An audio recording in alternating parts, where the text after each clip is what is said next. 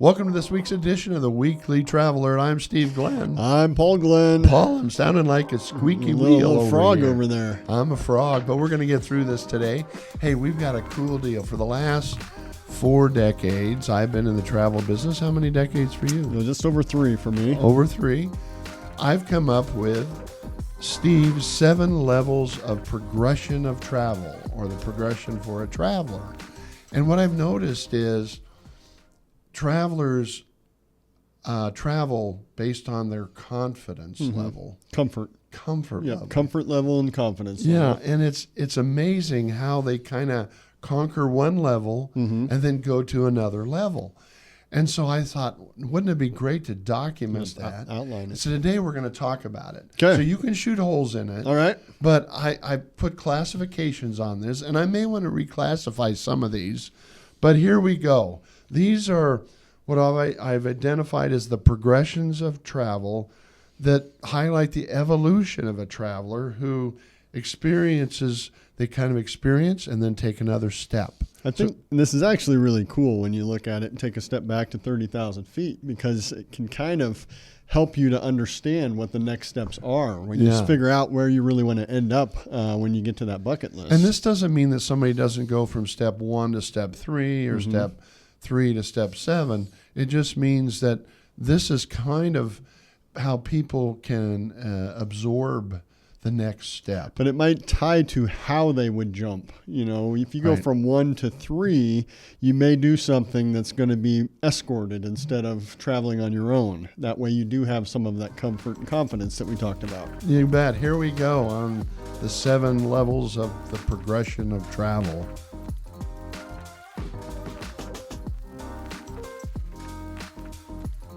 Level 1, the home explorer.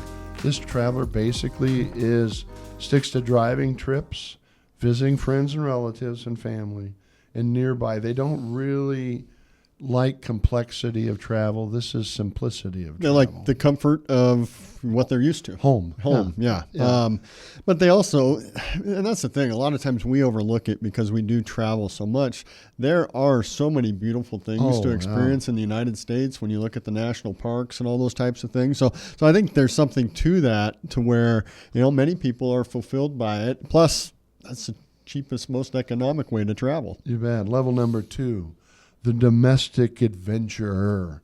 These travelers venture further afield within the U.S., exploring like Disney. Okay, it'd be one, national parks, sporting events. They'll get in their car and go to a football game in Kansas, Kansas City, family vacations, and work trips. So this is very, very common, and most people get. This is probably where most people are. Yeah. When they're starting their travel adventures. All right, we have level number 3.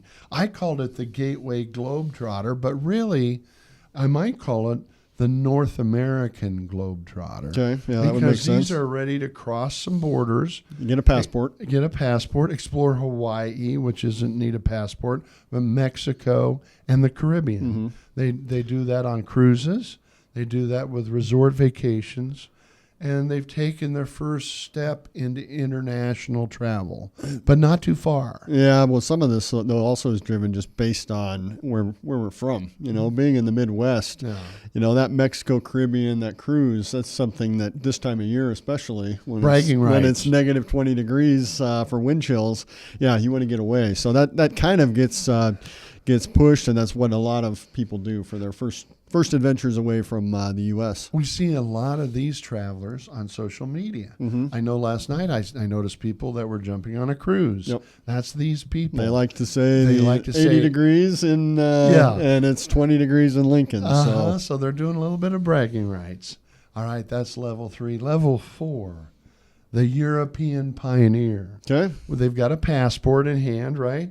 These travelers are eager to explore Europe, including the iconic destinations of the UK, Ireland, Iceland, all the European river cruises and cruises.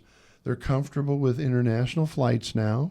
They're used to getting on an international flight, and they like the cultural differences in familiar Western European settings. And with a lot of the destinations you mentioned there, English is still the primary language. So I think that's the natural first step when you look at jumping the pond, is where the language is not the barrier. Jump in the pond with English, right? Uh-huh. Maybe that's what we call it.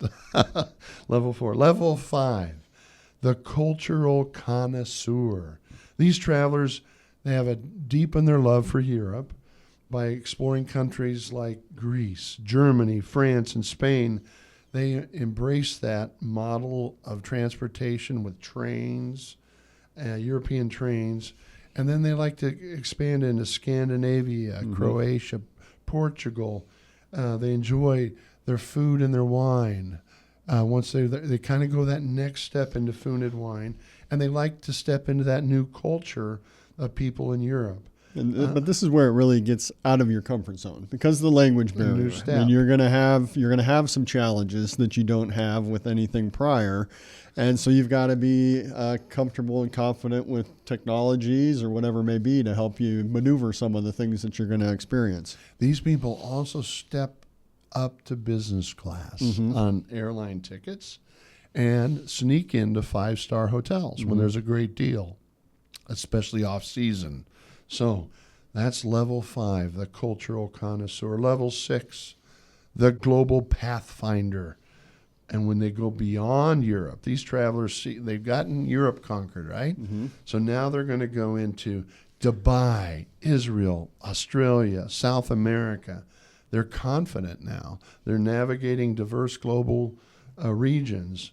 They become independent. They just say, I want to go someplace that my friends haven't, right? And they're going around the world.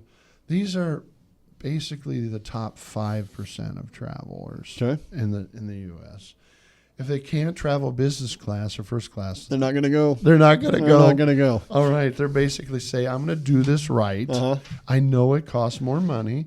So that's why it's really the top 5%. Well, those are once in a lifetime. We've gotten to once in a lifetime trips at this point for most people. Yeah. So, you've done Dubai many times. I haven't been there yet, but it's one of those things where for most people, they're going to get over there, do that once, and then they're going to move on to one of the others on the list, or they're going to get to the next level, which is, in my eyes, the most adventurous. All right. But before we get to level 7, the Global Pathfinder also starts finding their favorite restaurants in Europe and other places, favorite wines and spirits. I know as I go now and discover more in certain areas, I'm finding my favorite restaurants, the favorite maitre d' in the restaurants. Like when I go to Florence, where do I always go for lunch? Oh, what's the name of it? Gili's, yes. Yeah, right. Right on the square, yep. Yeah, and I spend 3-4 hours there just watching people. And I go there every time. And I see the same people, and I take the pictures and share with people, and I know exactly what I want from the menu. It's so comfortable. And so then I'm on to level 7. Level 7. The top level. The exotic voyager. These seasoned travelers take on the most exotic and adventurous destinations. Of course, the African safari, Vietnam, India, China, edgy new areas that many travelers have never heard about. They're motivated by cultural immersion. They want to feel part of the culture that they're in. They want to look at the wildlife, the birds, the flora, the fauna, and life-changing experiences. This group wants new experiences. They want to do things they would not do at home, never. And this is the top 1% of travelers. And so I've come up with these 7 steps, and I think they make sense. What do you think? No, I definitely think they make sense. I think it's a natural movement to go from 1 to 7. I think the question that we would put out for people is, where do you want to end up, and where are you at?